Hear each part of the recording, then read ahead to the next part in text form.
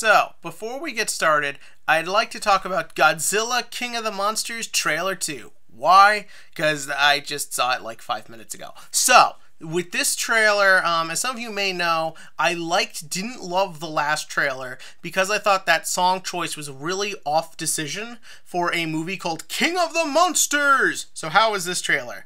This trailer is awesome. They clearly went with a much better sense of ideas for this trailer. And I say ideas because this trailer has a central core theme to it besides just showing off the awesomeness I'm getting from this movie. The theme of this trailer is to show how little we are, how small and insignificant humanity is compared to the Titans or Kaiju or whatever you want to call them.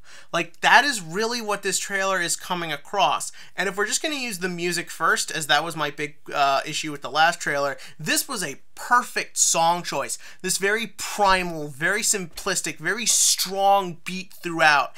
It really gives you this sense of just like strength and power and destruction, and it really makes you fear for the humans. And the Millie Bobby Brown opening is also very clever for aiding in that plot point as well. You have that teaser trailer they put out like 3 days before the actual trailer put out back at Comic-Con, and it's like her going, "Help, I'm trying to get help, help, I'm trying to get in contact with." They don't say it's Monarch because what's the point?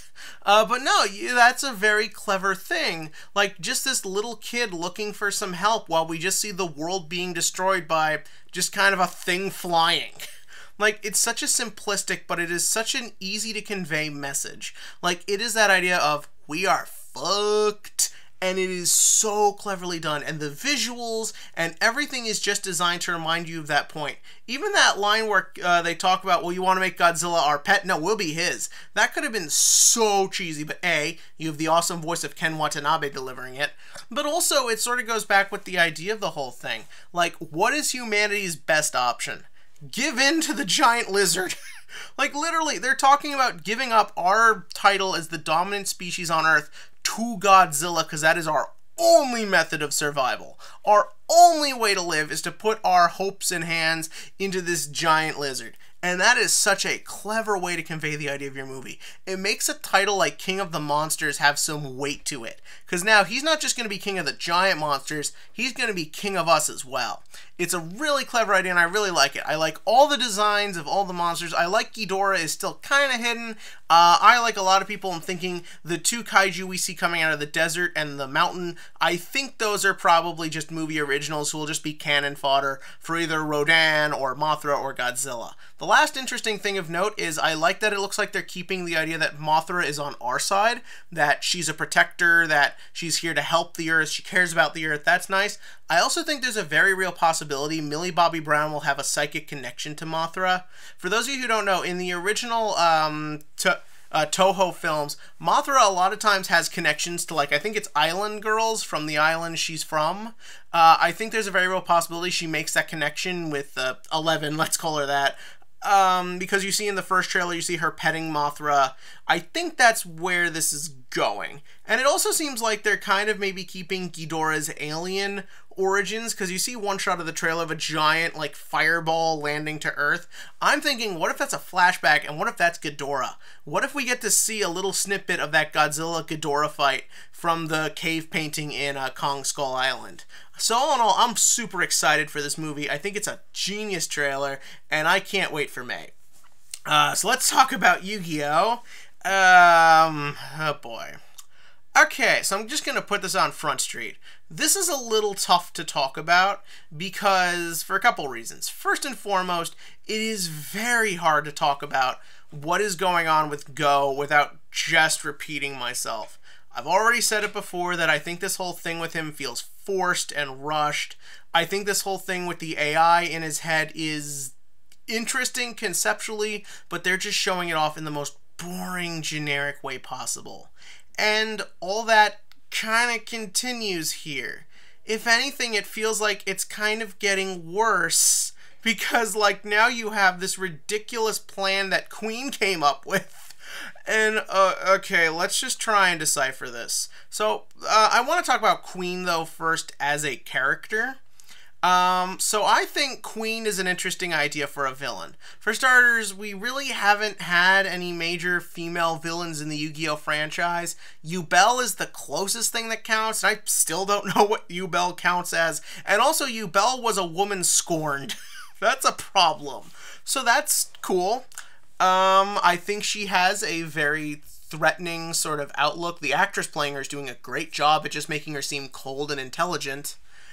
And also, like, I think it's sort of cool they kind of are building up this sense of mystery around her. Someone brought up, I think it was in the comment section last week, wouldn't it be cool if Queen is Yusaku's mother? I'm sorry I never got back to you, but that is a cool theory. I mean, they both have weirdly long necks. My one issue with it is she looks a little young to have a 16-year-old son. She doesn't look that much older than Akira. But if they did it, I think that could be super interesting. But based on this episode, which is really the episode where she premieres herself as a villain, I don't think this really worked very well. The problem is that she just sort of seems like generic evil businesswoman. Like, too many gears have been set in motion in this plot for really someone to come in, unless they're going to have a super strong presence and really change the direction of things. That's why I think Lightning works so well, because he shows up and he just kind of changes the way we've thought about everything with the Ignises and where the plot's going. She doesn't really do any of that. Like, this whole time, Soul Technologies has had a big presence in that they are important to what is going on, but they're not really a driving force in any way. And nothing about this really feels like something to make me think that way. So her entire plan is that they have captured one of the 6 most powerful artificial intelligence on Earth, arguably mankind's greatest creation, and after giving us this heartbreakingly amazing scene of him being basically killed, the first thing you do with him is you put him in the head of some idiot gorilla man whose only motivation is to beat a 16-year-old kid at a children's card game. That's not threatening. That's not giving me a sense of her intelligence. That's not doing anything. Like, if anything, that's setting up how Go gets his redemption or gets fixed. Like, you could always make it that what if Earth's memories start bleeding into Go's head or something? Like, you now have this door open to just fix everything, and, like, maybe Go even restores Earth in his redemption arc. Like, you have these doors open, and it sucks because you could have done something really interesting. Why not make it that Earth comes back as like an evil monster or something? Why not make it that you use Earth to create maybe an army of AIs? Maybe use it Earth gets used to take over the internet. I don't know. But something more threatening than what is essentially just a generic shonen power-up. That's been my problem with this whole AI thing. It's a scary idea. And I think Yu-Gi-Oh! Has all the ability in the world to explore it in a way that is unique and is interesting. But they don't do it in this one. It just sort of feels like this Yu-Gi-Oh! Has a very big problem of setting up fantastic ideas, really interesting concepts, really nuanced ideas and interesting messages about humanity, and then going nowhere with it. I actually have, the only idea I could think of to really continue to talk about this Go thing, I have an idea. Like, there is a certain thing in this franchise I want to compare it to, but I can't compare it to it yet in good faith, because the thing I want to compare it to, its conclusion was paramount to why it worked, and I need to see how this duel concludes to be able to really talk about where I think this, you know, what else to talk about. But yeah, so that'll probably come up next week, and even if the episode succeeds, I think I'll still be able to talk about it. So that'll be next week. I also think next week Yusaku's going to get his Xyz, because Dark Neostorm is the next booster set, which is most likely going to be the Xyz set, and we kind of got to start getting spoilers from that.